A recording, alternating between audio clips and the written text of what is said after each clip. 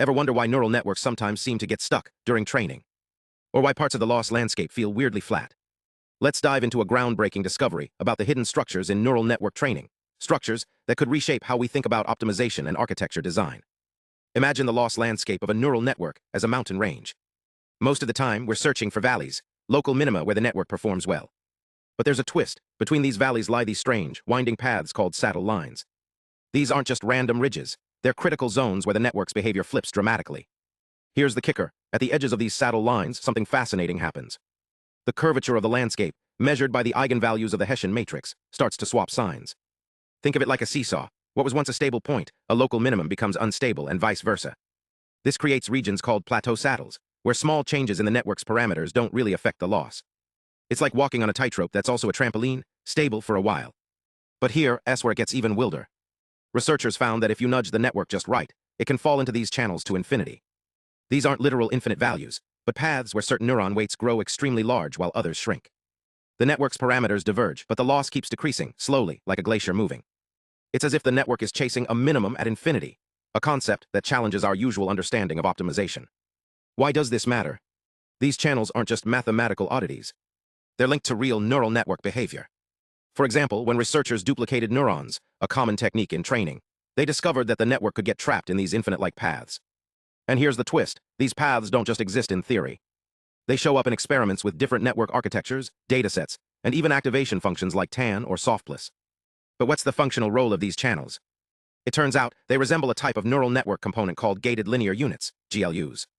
These are like switches that control information flow, and the math suggests that as parameters diverge, the network effectively becomes a GLU.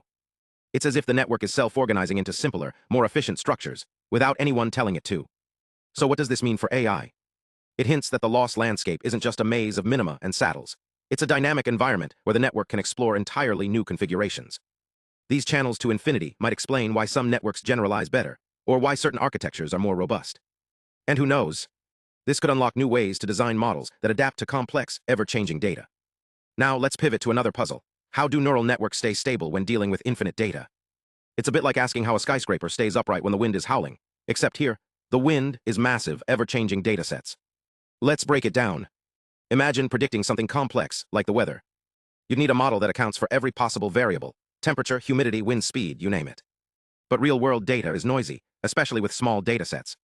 Researchers tackled this by introducing population loss, the average error across all possible data points, not just the ones you've seen. It's like calculating the average temperature in a city by imagining every possible weather scenario, not just the ones recorded last week. For Gaussian distributions, those familiar bell curves, they derived exact formulas using advanced math. It's like having a secret recipe for calculating probabilities without brute forcing it. This isn't just theory. It's a bridge between pure math and real-world computation, showing how neural networks behave when data is limitless. Now let's talk about neural networks. These systems are like super complex mazes with millions of paths.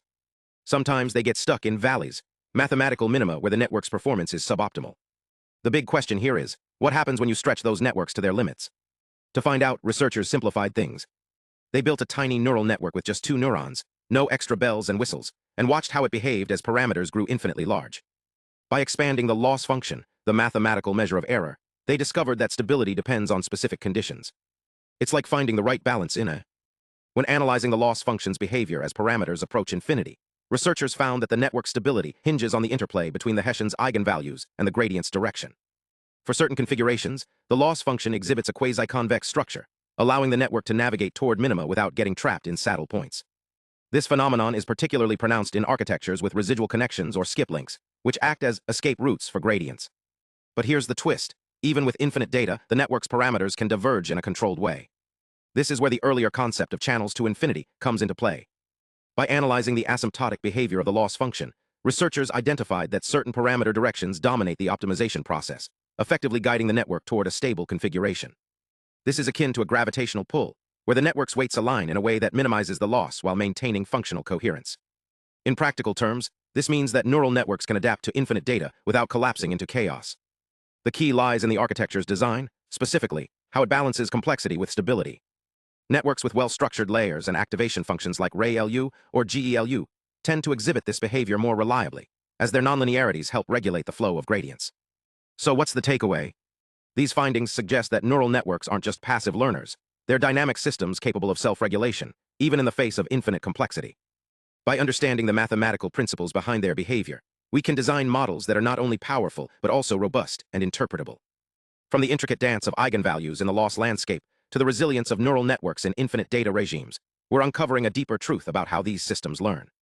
These discoveries don't just advance theory, they pave the way for smarter, more efficient AI. The next time you see a neural network in action, remember, it's not just computing. It's navigating a universe of possibilities, one parameter at a time.